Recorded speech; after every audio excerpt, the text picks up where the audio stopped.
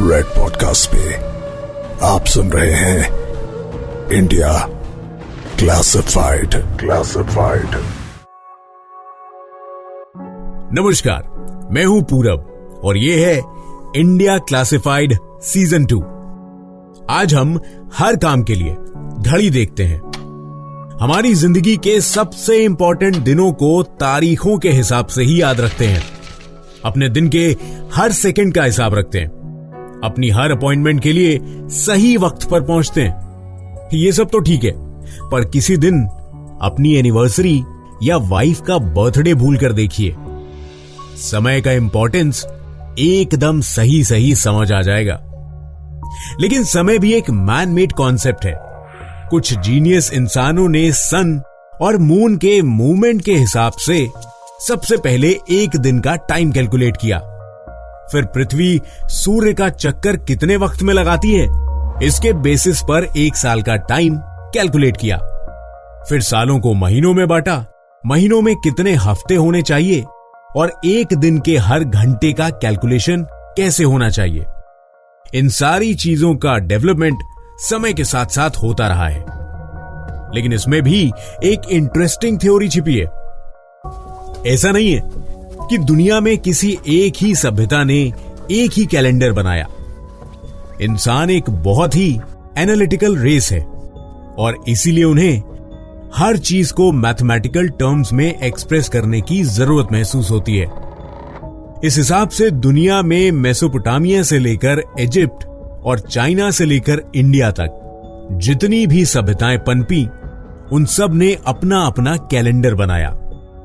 इन सभी कैलेंडर्स ने दिन, हफ्ते, महीने और साल नापने की अलग अलग तकनीक इस्तेमाल की। ऐसा ही एक कैलेंडर भारतीय सभ्यता में भी बना, जिसे आज हम विक्रम संवत के नाम से जानते हैं। दूसरे कैलेंडर्स के कंपैरिजन में भारतीय पंचांग में एक्यूरेसी के लिए बहुत अलग तरीके अपनाए गए हैं। इन्हीं तरीकों की वजह से विक्रम संवत दुनिया के सबसे एक्यूरेट कैलेंडर्स में से एक है। इसी के साथ कई लोगों को लगता है कि विक्रम संवत का नाम भारत के प्रतापी राजा विक्रमादित्य के नाम पर रखा गया है। लेकिन कई इतिहासकारों ने इस पर सवाल उठाए हैं। तो क्या भारतीय पंचांग के नाम में भी कोई रहस्य है? हमारे कैलेंडर की एक्यूरेसी के क्या कारण हैं? इन सारे सवालों का जवाब आज हम ढूंढेंगे इंडिया क्लासिफाइड की episode the epic Vikram Samvat में।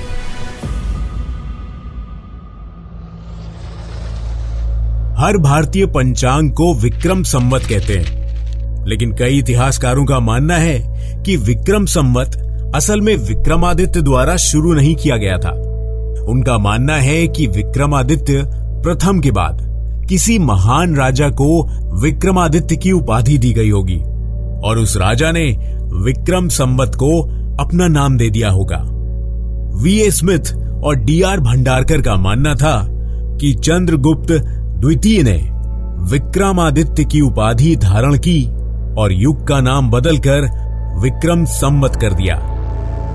रुडोल्फ होर्नले के अनुसार इस परिवर्तन के लिए जिम्मेदार राजा यशोधर्मन थे। इसके अलावा कुछ पुराने विद्वानों का मानना था कि विक्रम संवत इंडो-सिथियन राजा आज के युग से मेल खाता है। नाम किसी ने भी और कभी भी दिया हो, समय को नापने के इस तरीके को आज टाइम कैलकुलेशन की सबसे सोफिस्टिकेटेड टेक्निक माना जाता है। वैदिक साहित्य में कई रेफरेंसेस बताते हैं कि समय का विज्ञान ईसाई युग से हजारों साल पहले वैदिक काल के समय के विद्वानों को पता चल चुका था। वैदिक युग की शुरुआत से जुड़े मिले सभी ग्रंथों में ग्रहों की गति, नक्षत्र, ग्रहण, संक्रांति, मौसम आदि का ज्ञान मौजूद है। आम जनता के इस्तेमाल के लिए समय को दिनों, महीनों और वर्षों में बांट दिया गया था और जब भारतीय कैलेंडर को आम जनता के उपयोग के लिए तैयार किया गया, तब इसमें चंद्र और सूर्य दोनों के प्लेसमेंट का ध्यान रखा गया है। त्रिगवेद के मुताबिक महीनों को चंद्र के रेफरेंस से और सालों को चंद्र और सूर्य के कॉम्बिनेशन से बनाया गया था। एक और इंटरेस्टिंग बात यह है कि आज जब क्रिश्चियन कैलेंडर में साल 2021 चल रहा है, तब भारतीय पंचांग में सन 2076 चल रहा है।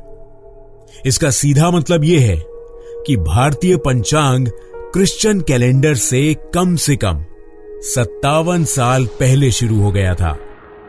क्रिश्चियन कैलेंडर में एडी, बीसी और सीई जैसे डिनोमिनेशंस बाद में जोड़े गए। सनातन प्रणाली के अनुसार समय नापने की सबसे छोटी यूनिट को त्रिति कहा जाता है, जो टाइम कैलकुलेशन के वेस्टर्न मॉडल के हिसाब से 1 सेकंड के 33,750वें हिस्से के बराबर है। कहा जाता है कि इतना परफेक्शन तो आजकल मौजूद न्यूक्लियर क्लॉक्स भी अचीव नहीं कर सकती। इसके अलावा भारतीय प्रथा में जो 4 युग हैं, उनका समय भी त्रिति के कैलकुलेशन के हिसाब से कैलकुलेट किया गया है। इस हिसाब से सतयुग की अवधि 17,28,000 वर्ष, त्रेता युग की अवधि 12,96,000 वर्ष और द्वापर युग के लिए 8,64,000 वर्ष रखे गए हैं। साथ ही आज की तारीख में चल रहे कलयुग में 4,32,000 वर्ष का समय दिया गया है। 18 मार्च 1999 को कलयुग ने 5100 वर्ष पूरे किए और अपनी 52वीं शताब्दी में प्रवेश किया है। इससे अंदाजा लगाया जा सकता है कि भारतीय समय कितने पहले से कैलकुलेट किया जा रहा है। ऐसा कहा जाता है कि इन 4 युगों के एक साइकिल को सृष्टिकर्ता भगवान ब्रह्मा के जीवन का एक दिन माना गया है। इस हिसाब से ब्रह्मा जी का कुल जीवन 311 बिलियन 40 मिलियन साल है। धरती के पूरे इतिहास के मुताबिक अब तक ब्रह्मा जी का आधा जीवन गुजर चुका है। भारतीय पंचांग को दिन रात के 24 घंटों को 8 भागों में बांटा गया है। प्रत्येक भाग लगभग 3 घंटे का होता है, जिसे प्रहर कहा जाता है। पहला प्रहर सूर्योदय से शुरू होता है।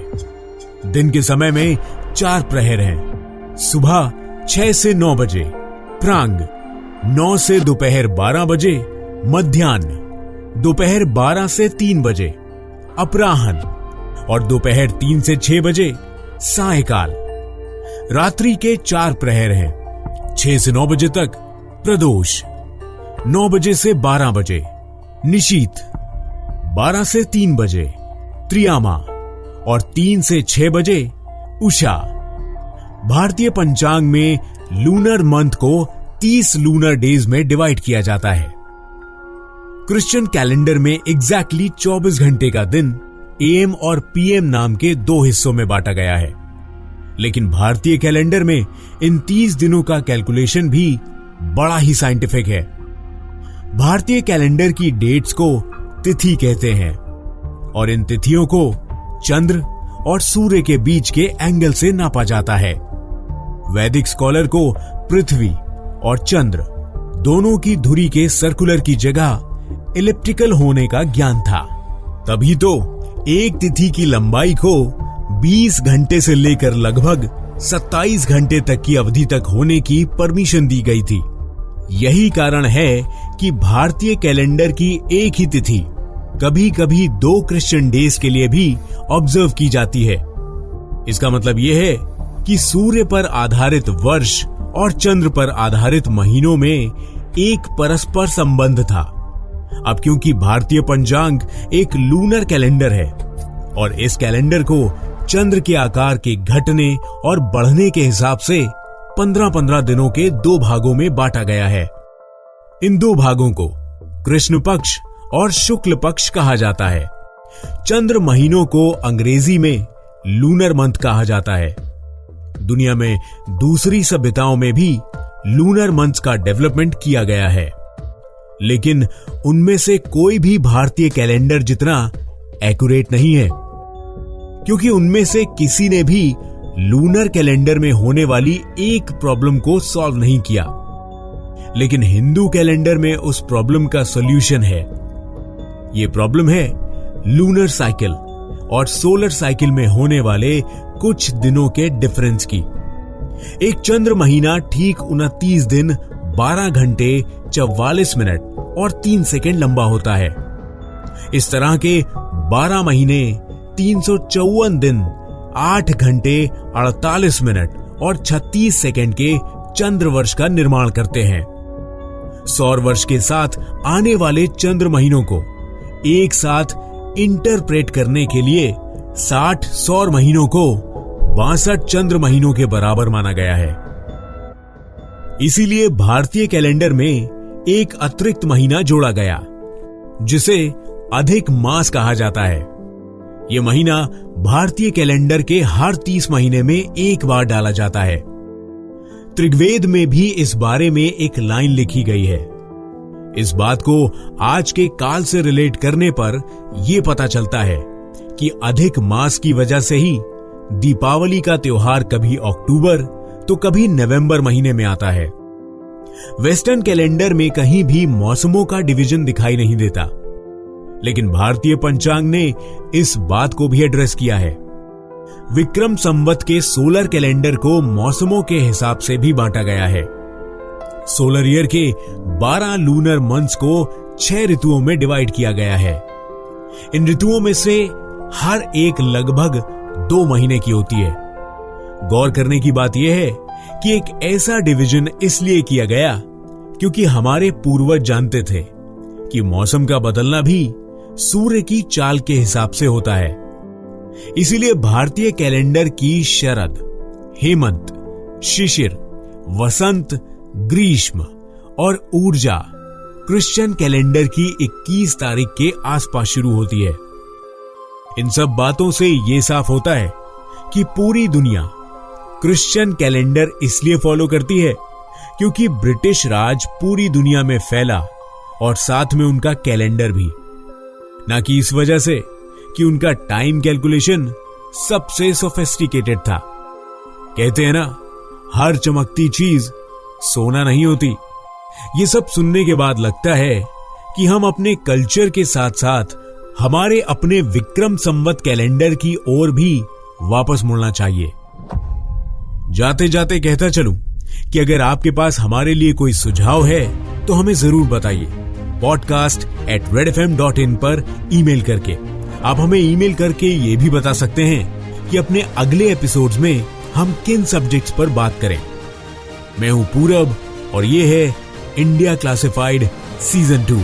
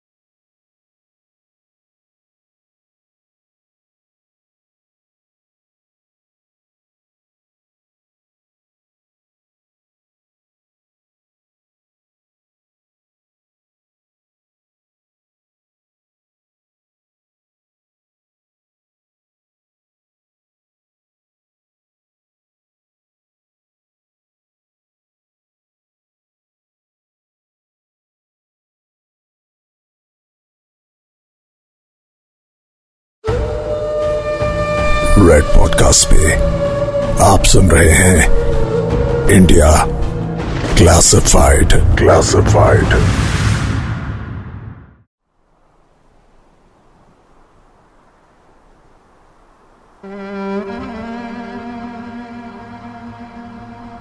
तेरहवीं शताब्दी।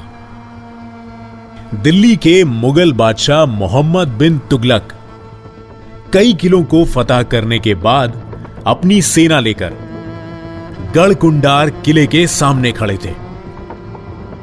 सुबह का वक्त था। सूरज की पहली रोशनी किले पर पड़ी और किला दुल्हन की तरह सजा हुआ दिखाई देने लगा, खूबसूरत और नायाब। किसी दुल्हन की तरह ही वो किला जेवरात से भरा हुआ था। किले के अंदर हीरे जेवरात का इतना बड़ा भंडार था जो पूरी तुगलक की सल्तनत ने भी एक साथ कभी नहीं देखा था।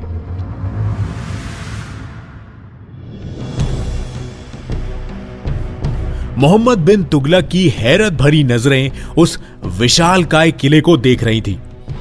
उस नायाब किले और उसके खजाने को अपना बनाने की चाहत में उसने अपनी सेना के साथ हुंकार भरी और सेना पूरे जोश के साथ किले की तरफ कदम बढ़ाने लगी। लेकिन कई हजार सिपाही, सैकड़ों घोड़ों और हाथियों की सेना के कदम तब लड़खड़ाने लगे जब हर बढ़ते कदम के साथ वो किला आंखों के सामने से ओझल होता जा रहा था।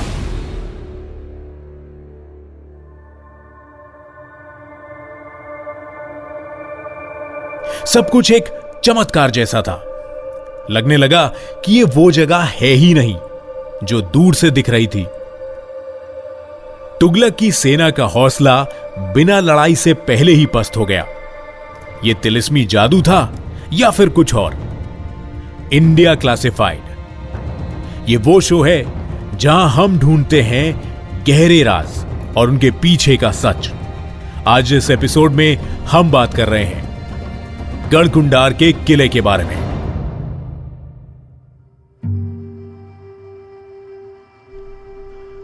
बारह किलोमीटर दूर से साफ दिखाई देने वाला यह किला आकर्षित करता है, लेकिन जैसे जैसे इसके पास जाते हैं वैसे वैसे ये आंखों से ओझल होता जाता है। तो आइए शुरू करते हैं story of disappearing fort, Garhkundar.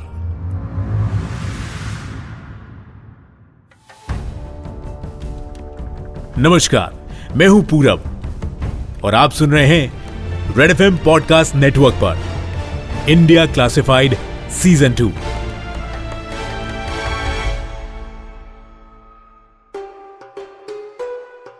Madhya Pradesh Hindustan का दिल माना जाता है। जैसे कि हम सबके दिल में कोई ना कोई राज छिपा होता है, वैसे ही हिंदुस्तान के दिल एमपी में भी कई राज छिपे हैं। इनमें से एक राज है मध्य प्रदेश की कैपिटल भोपाल से लगभग 250 किलोमीटर दूर टीकमगढ़ गांव में यहां स्थित है गढ़कुंडार का किला।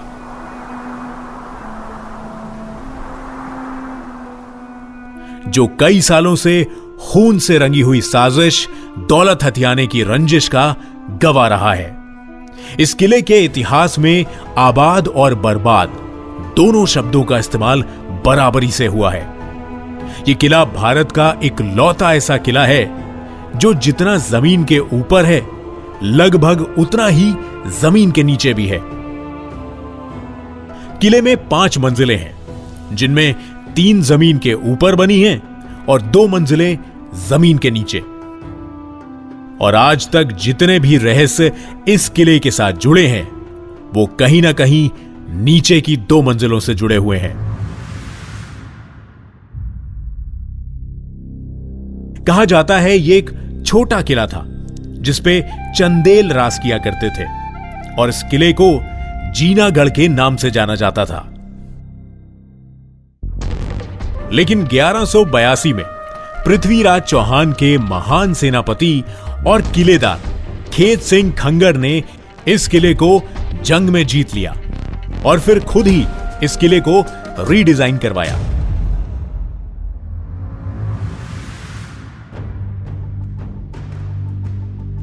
इसके रीडिजाइन का प्रोसेस उस समय टॉप लेवल क्लासिफाइड सीक्रेट था। अगली 5 पीढ़ियों तक यहां खंगर राजाओं ने शासन किया। यूं तो उस समय में वास्तुकार किले के डिजाइन में ऐसा चक्रव्यूह तैयार करते थे कि दुश्मन किले की सरहद में दाखिल तो हो जाता था, लेकिन वहां से बच के बाहर निकलना उसके लिए नामुमकिन होता था।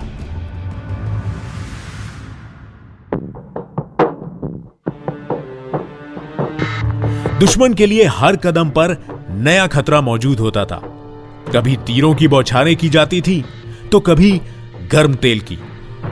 लेकिन 2000 साल पुराने इस किले की वास्तुकला आज भी उतनी ही चौंकाती है जितना उस समय दुश्मन को चौंकाया करती थी। खेत सिंह खंगार ने इस नायाब किले का रक्षा कवच कुछ ऐसा बनाया है कि इस किले में दाखिल होना तो दूर, इसके पास भी कोई नहीं आ सकता। इस किले के एंगल और सामने के रास्ते की ढलान को ऐसा डिजाइन किया है कि 12 किलोमीटर दूर से साफ दिखाई देने वाला किला पास आते आते पहाड़ियों की ओट में कहीं छुप जाता है और आंखों के सामने से गायब हो जाता है। अगर कोई फिर भी उसी रास्ते पर चलता रहे तो कुछ देर में वो टीकमगढ़ गांव से ही बाहर निकल जाता है। इस किले तक जाने का सिर्फ एक ही रास्ता बनाया गया है, और वो भी इतने रहस्यमय तरीके से कि पहली बार जाने वाला इंसान रास्ता भटक जाता है। 150 फीट लंबाई और 400 फीट चौड़ाई वाले गढ़कुंडार के किले का डिजाइन ऐसा है कि किसी कमरों के अंदर से बाहर तो देखा जा सकता है, लेकिन बाहर से अंदर देखना नामुमकिन है। इस किले को किसी भी सेना के लिए भेदना तो क्या, इस पर नजर डालना भी आसान नहीं था। पर इस किले के इतिहास की किताब में जहां हर पन्ने पर कला और आर्किटेक्चर के अद्भुत नमूने मिलते हैं, वहीं कुछ पन्ने खून में भीगे हुए हैं। कहते हैं कि 13वीं शताब्दी में जब मोहम्मद बिन तुगलक ने किले पर आक्रमण किया था, तो कई महीनों तक चलने वाली लड़ाई के बाद राजा मान सिंह की बेटी केसर को अपनी 100वीं दासियों के साथ अपना गौरव बचाने के लिए जौहर की आग में कूदना पड़ा था।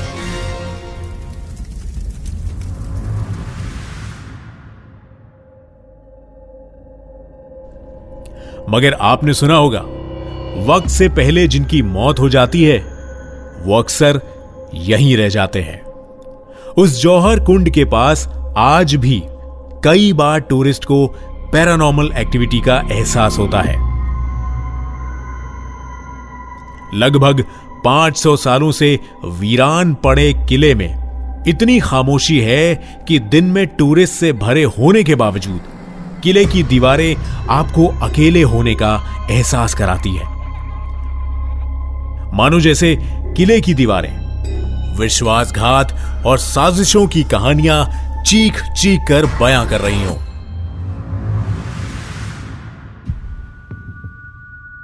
दरअसल 5 पीढ़ियों तक खंगार राजाओं ने इस किले पर राज किया, लेकिन आखिरी शासक राजा नागदेव को अपने साथियों जागीरदार सोहनपाल की बेटी रूप कुंवर से प्यार हो गया। नागदेव के पिता हरमट सिंह खांगर ने शादी का प्रस्ताव सोहनपाल के सामने रख दिया। सोहनपाल ने प्रस्ताव स्वीकार तो कर लिया, लेकिन एक शर्त रखी कि शादी में पूरा खंगार वंश शामिल होगा। सोहनपाल की यह शर्त मान ली गई और वहीं से शुरुआत हुई एक बहुत बड़ी साजिश की, जो उस रात को इस किले के इतिहास की सबसे दर्दनाक और खूनी रात बनने वाली थी।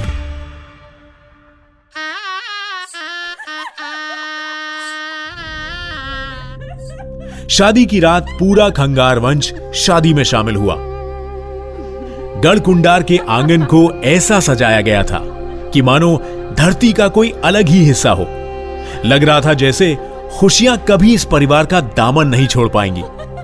सोहनपाल ने उस रात सभी को खूब शराब पिलाई और जब एक बार सब नशे में धुत हो गए तो जिस किले के आंगन में बेटी की डोली उठनी थी वहां शुरू हुआ अर्थियां उठने का खूनी खेल। सभी लोगों के नशे में धुत होते ही सोहनपाल अपने सैनिकों के साथ पूरी बारात पर टूट पड़ा और सामने जो आया उन पर अपनी तलवारों से वार करता गया। पूरी बारात में अफरा तफरी मच गई, पर कहा जाता है कि सोहनपाल इतना निर्दयी था कि उसने मासूम बच्चों तक को एक कतार में खड़ा करके अपना निशाना बनाया। बारात में महिलाएं, बुजुर्ग, बच्चे सबको बेरहमी से मार दिया गया। एक रात में ही पूरे खंगार वंश का खात्मा हो गया।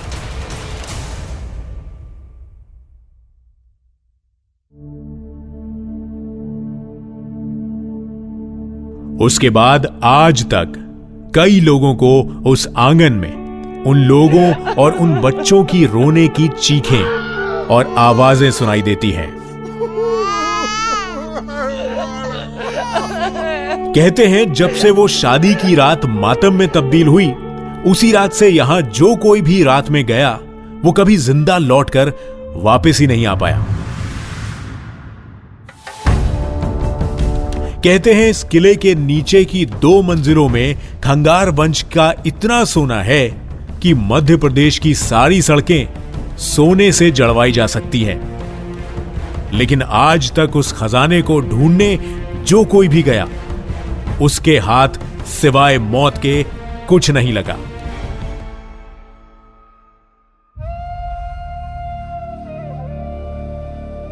स्थानीय लोगों का मानना है कि इस किले के शासक की मर्जी के बिना कोई नहीं जा सकता। कुछ लोगों का यह भी मानना है कि इस किले के खजाने की रखवाली खुद राजकुमारी केसर करती है और जो साफ नियत से नीचे की 2 मंजिलों में जाता है वो उसे कुछ नहीं कहती, लेकिन जो खजाना ढूंढने की नियत से जाता है वो कभी वापस नहीं आ पाता।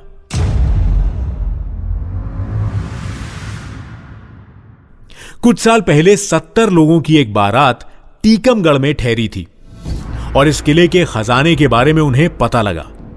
वो पूरी बारात इसके नीचे की 2 मंजिलों में खजाना ढूंढने चली गई और रहस्यमयी तरीके से वो पूरी बारात गायब हो गई। कई दिनों तक पुलिस का रिसर्च ऑपरेशन चला, पर वहां कोई इंसान तो क्या, उनकी हड्डियां तक नहीं मिली। जब ऐसी घटनाएं बढ़ने लगी तो भारत सरकार के आर्कियोलॉजिकल डिपार्टमेंट ने यहां रिसर्च करी और नीचे की दूसरी मंजिल पे खुदाई करने के बाद उन्हें कुछ सोना और जेवरात मिले, पर वो उसे कभी बाहर नहीं ला पाए। लेकिन ऐसा क्या हुआ कि वो उसे बाहर ही नहीं ला पाए? इसका जवाब कभी सरकार ने नहीं दिया। लेकिन उस रिसर्च के बाद इसके नीचे की दोनों मंजिलों पे ताला लगा दिया गया और पब्लिक को वहां जाने से रोक दिया गया। तो आखिर ऐसा क्या देखा उन्होंने वहां जो उन्होंने लोगों के साथ कोई भी इंफॉर्मेशन ना शेयर करने में ही भलाई समझी? इसका जवाब सरकारी महकमे के कुछ खास लोगों को ही मालूम है, पर इस पर वो चुप्पी बनाए रखना ही बेहतर समझते हैं।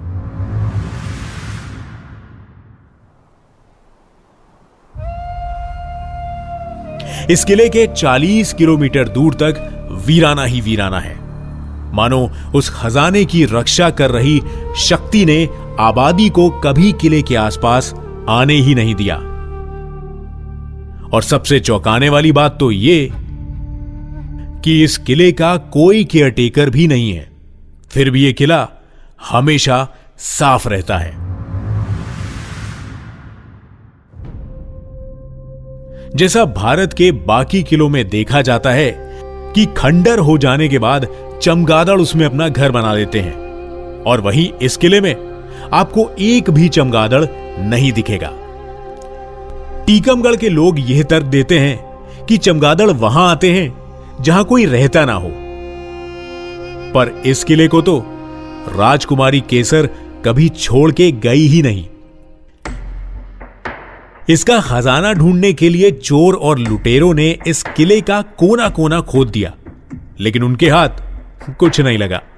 शायद वो समझ ही नहीं पाए कि यह किला खुद किसी खजाने से कम नहीं है और हीरे मोतियों तक पहुंचना उनके बस की बात नहीं है। इस किले के साथ कई रहस्य आज भी लोगों के लिए एक पहेली की तरह है। आखिर कौन करता है किले की देखरेख? क्या सच में राजकुमारी केसर आज भी इस किले में रहती है? और वो 70 लोगों की बारात वो कहां गायब हो गई? सरकार ने इसके नीचे की मंजिलों का पब्लिक एक्सेस क्यों रोक दिया? और क्या आज भी किले के नीचे मौजूद खजाने को ढूंढने के लिए सरकार कोई सीक्रेट ऑपरेशन चला रही है? या ये गढ़कुंडार का किला और भी कई गहरे राज अपने अंदर छुपाए बैठा है?